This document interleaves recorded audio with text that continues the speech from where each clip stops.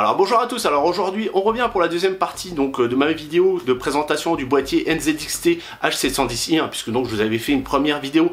Si vous l'avez pas vu, je vous invite à aller la voir, vous aurez le lien qui apparaîtra en haut où je vais présenter le boîtier à vide. Et aujourd'hui donc on va passer au montage puisqu'en fait donc j'ai reçu le mois dernier la carte graphique qui était forcément le plus cher à acheter au niveau de la config. Donc là c'est bon, j'ai tout complété et donc on va tout simplement passer au montage ensemble. Je vais vous montrer ça et montrer aussi une passion que j'ai parce que on va dire voilà, je vous teste aussi des produits chinois, mais j'ai aussi une passion au niveau de tout ce qui est PC et setup gaming. Donc j'ai envie de vous le faire partager. Dites-moi en commentaire si ça vous plaît, si vous avez envie d'avoir plus de vidéos justement à ce niveau-là. Si ça vous intéresse, laissez-moi un commentaire, laissez-moi vos avis et même vos conseils. Si vous avez des conseils à me partager, parce que voilà, je suis loin de savoir tout clairement. Donc n'hésitez pas à commenter et bien sûr à liker. Allez, c'est parti. Donc avant de commencer à monter ma nouvelle tour, je vais récupérer quelques composants de mon ancienne. Je voulais vous la présenter. C'était une Bitfenix Colossus, pour ceux qui veulent savoir. Et elle a mal vieilli, puisque donc en fait, ce config date de 2012. Donc vous voyez, je prends quand même mon temps pour renouveler ma config. Voilà, j'ai poussé jusqu'au bout. Et là, on a en fait un revêtement soft touch qui en fait est devenu tout poisseux avec le temps, tout collant. Surtout, vous voyez, au niveau de la façade. Vous voyez ici, c'est devenu en fait, ça attire la poussière. Et alors j'ai pu commencer à nettoyer avec un peu de l'alcool. Et mais bon, voilà, j'avais commencé sur cette partie-là, mais vous voyez en fait, il faut décaper carrément tout le revêtement. Enfin, c'est une misère, quoi. Une misère pas possible. Donc je dis, je laisse tomber, change de boîtier. Surtout que bon, voilà, là j'avais pas de vitre latérale, mais j'avais voilà un beau revêtement, vous voyez, avec les LED. Là, je vous mettrai une petite photo pour voir un peu ce que ça donne quand c'est neuf, que maintenant ça ressemble plus à grand chose, surtout vous voyez au niveau de la façade. C'est désolant. Pourtant voilà, c'était un beau boîtier. Mais bon voilà, il a fait son temps, je vais le donner à un ami qui en a besoin, donc il va pas partir à la poubelle, il va être donné. Et puis tiens, on va aller voir maintenant ce que ça donne à l'intérieur. Alors donc en fait, la config c'était composée donc d'une Asus Maxim XV Gen au niveau carte mère. Le processeur c'était un i5 3170K, si j'ai bon souvenir, ouais, ça va être ça. Et donc là à la base on avait une carte graphique, on avait une GTX 670, donc toujours, je vous rappelle, en 2012. Et en fait elle a cramé au bout de 5 ans. Voilà, elle a fait son temps, clairement. C'était une gigabit, et tiens, j'ai repris une gigabit. Et donc là, au final, j'avais racheté d'occasion une GTX 780 en Asus, et qui fonctionne toujours aussi bien. Franchement, à ce niveau-là, on n'a pas de soucis. Et donc, vous voyez un peu, elle a penché un peu avec le temps, mais ça va, ça reste raisonnable, sachant qu'on avait quand même une plaque de renfort en métal. Ici, alors je crois qu'on a un refroidissement liquide Corsair. Alors le modèle, c'est ça, je suis en train de chercher H60. Et vous voyez que j'ai configuré en push pull. Alors en fait, je sais pas pourquoi j'avais pris deux dimensions différentes, mais au final ça a super bien fonctionné. Et puis ça, je vais le reprendre en attendant de faire une mise à jour. Voilà, ça fonctionne, sachant que voilà, le i5 3070K était pas réputé pour sa froideur entre guillemets. C'est que ouais, c'était un processeur qui chauffe pas mal. Et donc là justement avec le i7 là 9700K, je me suis dit au final, j'espère qu'il va faire exactement le même taf. Bon par contre, va falloir que je nettoie un peu tout ça. C'est un peu crado. Et je vais récupérer aussi l'alimentation qui est pas très vieille, puisque à la base j'avais une Corsair pareil qui a claqué, elle a même pas claqué en fait, c'est qu'elle avait un défaut, et donc je suis repassé sur du EVGA. Ça doit faire peut-être 4 ans que je l'ai, et bon, il y a une garantie de 10 ans, donc je me dis que logiquement ça devrait encore tenir le coup, sachant qu'en plus, vous voyez, elle est full modulaire, donc ça, super intéressant. Et donc, au niveau aussi des disques durs, je vais récupérer mon SSD Samsung de 1 Tera, qui a à peine 6 mois. Pareil, ici aussi, au niveau de mon disque dur de 2 Tera en SSHD de Seagate, le FireCuda, et aussi un 2 Tera Green que j'ai depuis un bail, mais qui fonctionne sans problème. Ça permettra de me stocker mes vidéos en 4K, donc c'est du western digital. Voilà tout ce que je vais récupérer, donc disque dur, refroidissement liquide et l'alimentation. Allez, on va démonter tout ça.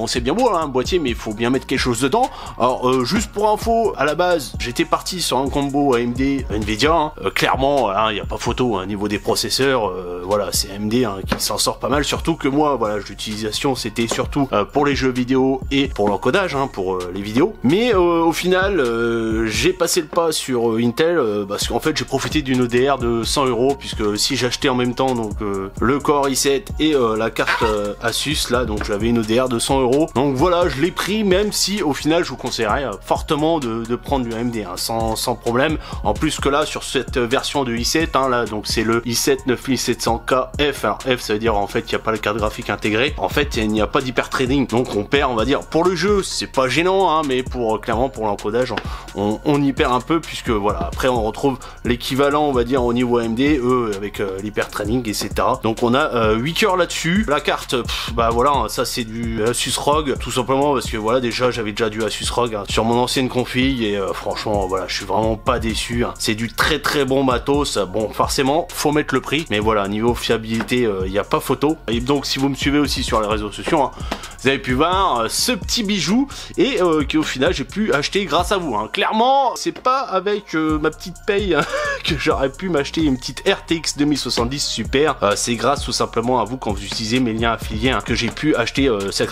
Le reste hein, voilà c'est acheté perso, sauf attendez je l'ai pas pris, voilà je vous avais pas montré, c'était les RAM. Par contre là c'est Kingston hein, qui m'ont fourni ces RAM hein, je les remercie hein, franchement c'est top, parce que là je gagne au niveau budget hein, clairement les RAM hein, comparé à l'époque où j'ai fait ma dernière configuration c'est plus le même prix hein. Clairement le taux a augmenté, donc là on est sur un kit de 32 Go de RAM à 2666 MHz, voilà pour l'info. Donc là en fait si vous voulez voir hein, j'ai fait le test hein, de ces RAM sur la petite vidéo avec le lien qui apparaîtra en haut à droite, voilà. Allez bah écoutez maintenant on va installer tout ça. C'est parti.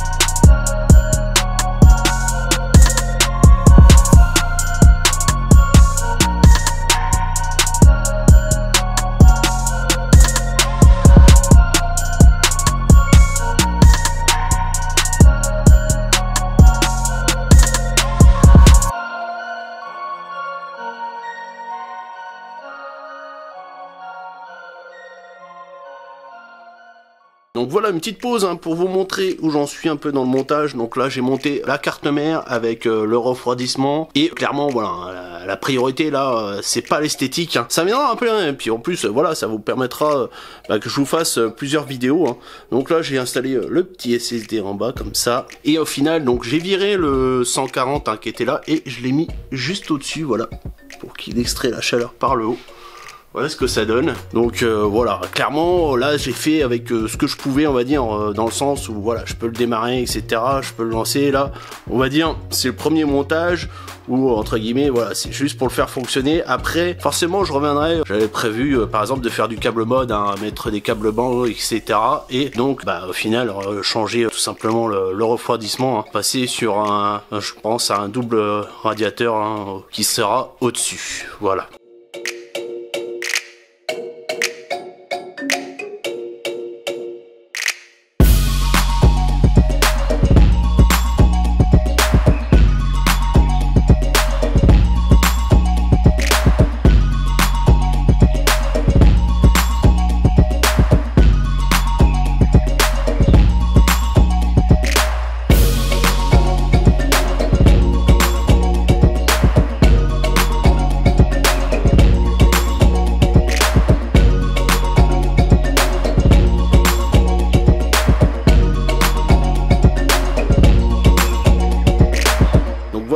fini le câble management et franchement c'est au top. Alors en fait ce que j'ai fait là, j'ai pris tout le front panel et je l'ai fait passer dans cette goulotte pour après relier directement à la carte mère, hein. Donc toute cette partie là c'est dédié, on va dire, bah voilà, à tout ce qui est USB, audio, aussi USB-C aussi. Et le reste, donc là c'était les ventilos, hein, qui viennent, et aussi que le...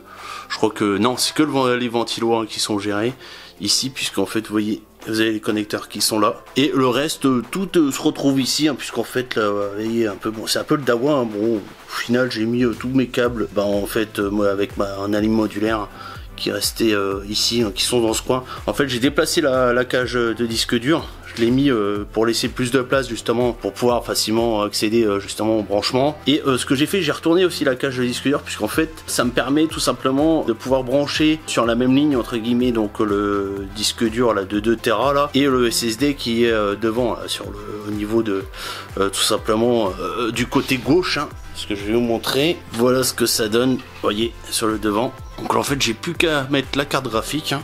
Là j'ai déjà les branchements qui sont sortis, vous voyez, à ce niveau là. Ici j'ai décalé aussi la barre là, donc la barre blanche, je l'ai décalée, vous voyez ici, vous pouvez décaler avec la vis là, pour en fait pouvoir passer correctement mes câbles d'alimentation de la carte mère. Voilà, ici vous avez le câble qui permet tout simplement de relier directement les USB-C, hein, sur le front panel là. Ici vous voyez pareil les branchements, donc front panel qui passe bien sur le dessous, hein, sans problème.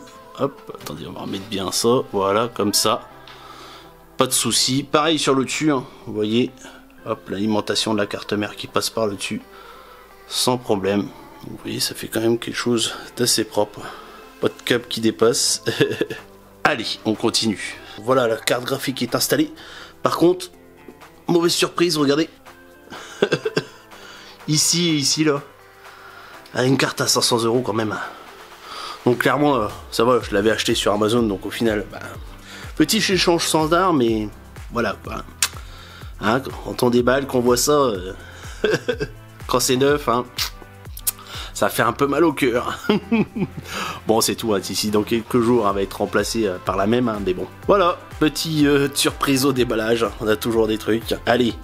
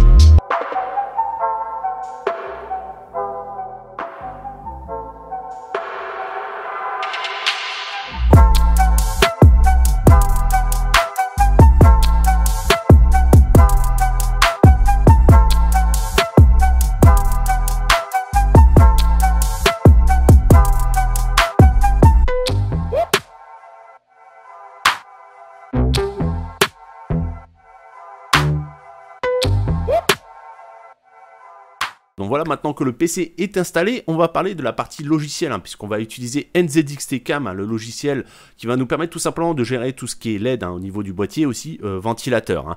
Donc là, en plus, vous avez une visualisation juste au-dessus, là, en temps réel, de ce qui se passe au niveau du boîtier. Donc, sur la première page, donc on a la surveillance, hein, du PC. Donc ici, on peut voir ce qui se passe au niveau de l'occupation du CPU, du GPU, des RAM, du réseau, du stockage, etc. Et quand vous cliquez dessus, vous avez encore quelques détails, voilà, vitesse ventilateur, vitesse d'horloge, etc. À droite, vous avez les specs, hein, donc tout ce que vous avez au niveau matériel, au niveau de votre PC. Et après, vous avez marqué jeu. Alors, jeu, là, vous voyez, il y a Rocket League, alors que j'ai plus de jeux que ça, hein, j'ai installé pas mal de jeux, et au final, là, il n'y a que Rocket League qui est surveillé, bon, c'est pas grave. Et au final, ce qui est intéressant, vous voyez, par exemple, la moyenne de FPS, hein, que vous avez eu dans vos sessions de jeu. Bon, clairement, hein, ces gadgets, moi, je m'en sers pas plus que ça. Alors, le deuxième onglet, éclairage, qui, là, commence à être intéressant. Donc en fait là vous avez des profils par défaut, et donc là bah en fait quand vous installez, vous allumez la première fois votre PC, hein, vous avez ce profil hein, blanc, et après donc vous allez pouvoir choisir ici, vous choisissez le pack de thème, à gauche là vous avez en fait, vous voyez l'intensité, hein. Et donc par défaut donc vous avez tout ça, donc là vous avez NZXT Spectrum, donc là hein, vous avez le RGB hein, dans toute sa puissance.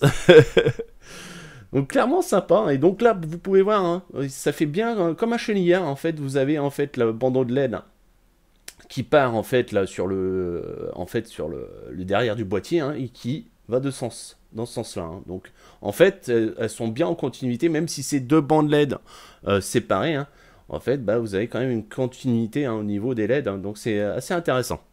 On va le voir de toute façon, hein, là je vais vous montrer différents modes. Donc ça on va dire c'est les prédéfinis hein. Donc là Purple, Red Alert, voilà ça vous fait un peu un passage rouge et blanc. Vaporwave, alors je crois ouais ça fait un peu de violet comme ça ouais. Le Mermaid, alors c'est celui que j'utilise le soir quand je joue par exemple, voilà, ça agresse pas trop les yeux parce que c'est vrai que bah, quand on joue, bah, si on a l'éclairage qui commence à péter à côté de vos écrans, bah, vous êtes plus attiré, vous avez l'œil qui est attiré par les éclairages, donc on va dire là je mets ce petit mode le soir, on va dire quand je vais être tranquille pour pas avoir trop les yeux agressés entre guillemets. Sinon ouais, je reste sur le Spectrum. Alors après vous avez des modes assez intéressants dans le sens où en fait la couleur va jouer selon la température, donc là bah, du GPU hein. Donc en fait à partir d'une certaine température il va tout simplement passer bah, dans le rouge hein. Donc là on peut le voir ici, vous cliquez sur le mode et vous voyez donc en fait là à partir de 65 degrés il va passer sur un vert plus clair et il va passer dans le jaune, orange et pour finir sur le rouge à 90 degrés. Donc après vous avez pareil un CPU, donc c'est la même chose, donc ça va surveiller les températures du CPU et forcément bah, ça va prendre la couleur selon la température. Et là c'est les FPS aussi, ça c'est pas mal. Donc pareil vous voyez hein, dès qu'on dépasse les 90 on est dans le vert, et si on est allé en dessous de 40 bah, on est dans le rouge, voilà. Et au niveau deux modes, alors là j'en ai fait un tout simplement bah, lequel hop où j'éteins les LED, donc en fait vous voyez j'ai tout simplement baissé la luminosité à fond. Donc ça c'en est un que j'ai enregistré, puisque donc on va dire vous partez d'un mode normal, on va dire par exemple vous partez là, hop, du white hein. Et à partir de là vous allez vraiment pouvoir personnaliser vous-même hein, vos modes, c'est à dire que là déjà vous avez donc possibilité bah, voilà, de régler tout simplement l'intensité hein. Ici de régler le mode, donc vous voyez là c'est fixe, après vous avez respiration, donc en fait vous allez avoir la lumière qui va augmenter et descendre d'intensité, donc toujours en pouvant choisir vos couleurs hein. L'atténuation, donc là c'est un peu plus lent en fait. Ici voilà chapiteau, vous voyez en fait les LED suivent en fait un chemin, chapiteau couvrant, voilà en fait c'est les couleurs vont changer. Vous avez impulsion, donc là c'est un peu pareil que respiration hein, mais un peu plus rapide. Onde à spectre hein, donc là en fait c'est toutes les couleurs bah, de l'arc-en-ciel hein, tout le spectre de couleurs tout simplement, voilà. Alternant, donc là vous voyez c'est marrant, ça fait un peu penser un peu comme à la police là.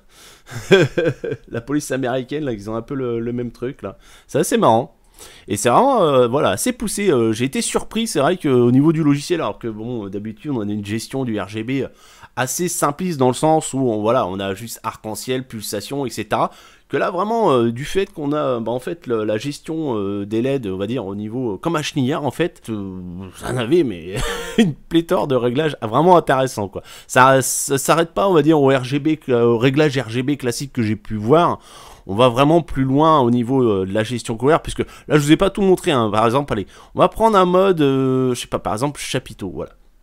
Et en fait je sais pas si, ah non là par contre on peut pas le régler, faut que j'essaie de trouver un autre mode, ah je sais plus c'est lequel, peut-être celui-là. Et en fait on va dire là vous voyez vous avez en fait les bandeaux qui apparaissent là.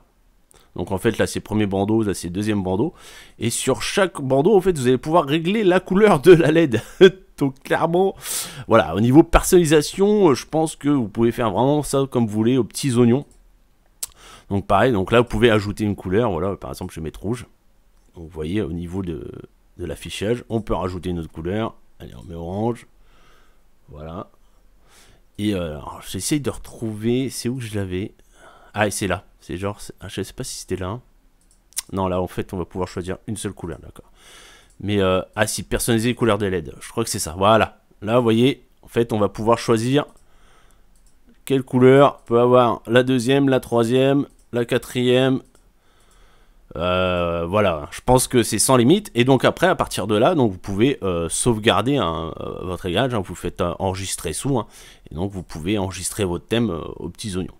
Donc franchement, à ce niveau-là, voilà, vous pouvez régler ça, mais vraiment comme vous voulez, hein, puis même, vous voyez, hein, jusqu'au niveau de la musique, voilà, des basses, du volume, etc. Vraiment très très bien à ce niveau-là, donc... au niveau, tout simplement personnalisation, je suis vraiment étonné déjà. Il y a déjà, c'est vrai qu'il paye pas de mine le logiciel, et au final, quand vous allez cliquer un peu sur tous les réglages, vous allez vous rendre compte que au niveau personnalisation, vous allez pouvoir faire ce que vous voulez. Hein. Vraiment, vraiment intéressant à ce niveau-là. Et puis le fait que, voyez, on est le bandeau de LED qui, on va dire, qui reste pas, on va dire, commun entre guillemets. Vous allez pouvoir régler chaque LED indépendamment. Alors. Au niveau maintenant optimisation, donc là ça va être tout ce qui est gestion ventilateur, température, et vous avez vu aussi vous avez le bruit, donc en fait au niveau du boîtier, hein, puisque vous avez un micro qui est intégré dans le boîtier, et donc là vous pouvez voir directement les températures donc du CPU, du GPU, donc là on a parlé de l'audio, hein, et là les vitesses de ventilateur. Alors vitesse de ventilateur, en fait, je ne sais pas si vous avez pu voir, moi si je vous en avais parlé je crois au tout début, au final vous allez régler en fait les vitesses de ventilateur 3 ventilateurs par 3 ventilateurs, c'est-à-dire en fait au niveau du boîtier, hein, qui va permettre de gérer tous les ventilateurs, vous avez 3 fiches qui gèrent 3 ventilateurs, c'est-à-dire qu'en fait il va prendre la vitesse du premier ventilateur et en fait tous vont se caler, on va dire, à la même vitesse. Après, voilà. En fait, c'est pour ça, chose intéressante, c'est que faudra faire attention au niveau du branchement, justement, des ventilateurs. Moi, j'ai eu le coup. Puisqu'au final, donc j'avais la grappe de 3 ventilateurs qui est en façade, hein, donc celle-là, pas de souci. Et j'ai mis le ventilateur qui fait l'extraction vers le haut. Et en fait, je l'avais branché sur un pin qui possédait, qui n'avait pas les 4 fiches, quoi, mais je crois que c'était les 3 fiches. Et donc, au final, il faut bien penser à mettre voilà, le ventilateur, même s'il est tout seul, sur le pin qui a les 4 fiches, hein, tout simplement pour mesurer la vitesse. Mais ça, j'avais pas fait attention, hein, j'avais pas vu qu'au final, il y en avait qu'un qui mesurait la vitesse, hein, et les deux autres, entre guillemets, voilà, ça a juste envoyé le voltage qu'il faut. Mais on va dire, il n'y aura qu'une mesure sur un des ventilateurs, et donc vous le verrez, hein, puisque vous voyez, là, je vous mettrai la photo. Voilà, c'est celui qui a les 4 pins, parce que forcément, c'est là où ça va mesurer la vitesse. Donc faites attention, parce que moi, j'avais pas justement la vitesse, la deuxième vitesse de ventilateur, je l'avais pas. Et donc là, vous allez pouvoir les régler, hein, donc les 3. Donc sachant que moi, donc là, le premier, c'est celui, tout simplement des ventilateurs en façade. Hein, donc moi, vous voyez, vous pouvez renommer. Hein. Donc moi, j'ai réglé telle sorte, vous voyez, que ça reste sur la surveillance du GPU. Donc j'avais mis, voilà, j'avais classé, parce qu'en fait, pareil, vous avez des profils, hein, comme pour l'éclairage, hein, voilà, silencieux, performance et fixe. Donc là, pareil, performance, vous allez voir, non, on va continuer, vous voyez, là, ça surveille le CPU, là, au niveau performance et au niveau fixe, vous voyez, la vitesse reste à, je sais même pas combien elle est, là, elle doit être à 40%, voilà. Donc après, vous pouvez régler ça comme vous voulez, hein, voilà, hop, vous pouvez monter, descendre, comme vous voulez, hein, comme vous le souhaitez, et puis après enregistrer ça. Et toujours, donc après, vous pouvez soit selon le GPU, soit le CPU, hein, au niveau de la température, vous voyez, la surveillance se fait directement là, et après, vous pouvez régler ça aux petits oignons. Donc ici, on va remettre, attendez, en silencieux, donc là, il vous propose, hein, tout simplement d'enregistrer, on fait continuer. Donc là, j'avais nommé, donc on a bien la gestion des 3 ventilateurs en façade. Ici, on a la gestion en fait du ventilateur en extraction sur le haut, hein, sur le top. Et là, au final, nada, puisqu'au final, j'avais rien branché dessus. Mais en tout, vous pouvez donc gérer jusqu'à 9 ventilateurs. Hein. Donc clairement, je pense que déjà, faut y aller hein, pour mettre les 9 ventilos. Mais voilà, l'intérêt, c'est quand même que vous pouvez le faire sans problème à ce niveau-là. Et alors, chose aussi à savoir, par exemple, tiens, je ne vais pas vous montrer au niveau du bruit, par exemple, du boîtier. Hein, regardez, vous surveillez. Hein, je vais tapoter dessus hein, pour vous montrer. Vous voyez, c'est passé à 64, hein, donc ça a bien en fait enregistré le fait qu'il y avait un bruit hein, au niveau du boîtier. Donc à ce niveau-là, ça va, ça fonctionne. Hein. C'est pas gadget, hein, ça sert vraiment à écouter hein, ce qui se passe au niveau du boîtier. Voilà. Allez, maintenant on va passer au deuxième onglet, donc l'overclocking. Alors moi l'overclocking, hein, j'y touche pas, on va dire, mais voilà, pour ceux que ça intéresse, vous pouvez régler aussi bien. Alors on peut le faire avec la carte mère, hein, avec ma Asus sans problème, mais vous pouvez le faire aussi au niveau tout simplement du NZXT. Et au niveau de l'alimentation, si en fait vous avez une alimentation alimentation compatible, parce que en fait vous avez une petite fiche qui permet de tout simplement d'être relié, je crois, c'est à la carte mère, je crois, je sais plus. Enfin bon, au final vous pouvez gérer votre alimentation, moi je l'ai pas.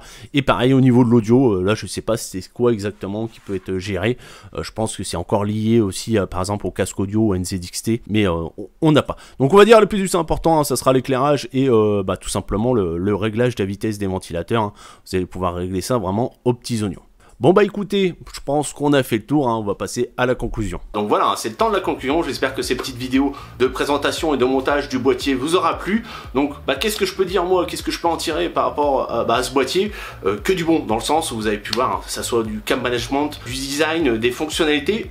Franchement, rien à reprocher au niveau de ce boîtier. Je suis vraiment conquis. C'est vrai que je connaissais pas cette marque avant de l'acheter. J'avais cherché quand même un boîtier quand même longtemps. Et rien que déjà par l'aspect cam management, ça m'avait plu. Et là, clairement, conquis. Voilà, avec la petite vitre sur le côté, c'est juste au top. La gestion des éclairages, rien à redire. Alors après, on n'a rien à reproche, c'est sur le fait que forcément, vous voyez, avec tout ce qui est carte mère, RAM, etc., on va dire rien communique. Bon, c'est vrai, à la base, c'est quand même pas de leur faute, dans le sens où chaque marque utilise son propre protocole RGB, donc forcément, ça communique pas ensemble. Mais clairement, au niveau de NZXT, ils n'ont pas jalousé les autres marques, puisque vous avez pu voir, puisqu'on peut régler ça aux petits oignons. Voilà. Donc, écoutez, si ce petit test vous a plu et si vous voulez acheter, vous avez tous les liens dans la description. Ça permet de m'aider tout simplement à pouvoir vous tester d'autres produits et bien sûr likez, partagez, abonnez-vous. Ciao, bye bye, à la prochaine.